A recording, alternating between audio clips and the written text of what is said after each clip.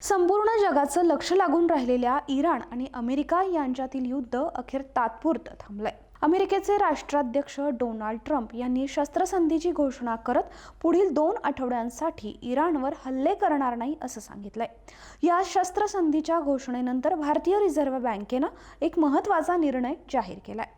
आज बुधवारी म्हणजेच 8 एप्रिलला मौद्रिक धोरण समितीच्या बैठकीच्या शेवटच्या दिवशी अपेक्षेप्रमाणे रेपो दरात कुठलीही कपात केली नाहीये। आरबीआयनं यावेळी रेपो दर 5.25% स्थिर ठेवलाय। रिझर्व्ह बँकेच्या गव्हर्नर संजय मल्होत्रा यांनी निर्णयाची माहिती दिली आहे।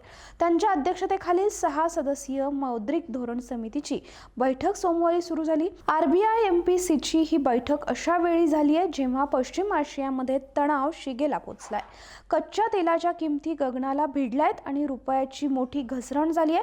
परिणामी आरबीआय यावेळी रेपो दर 5.25% कायम ठेवत काहीसा दिलासा दिलाय।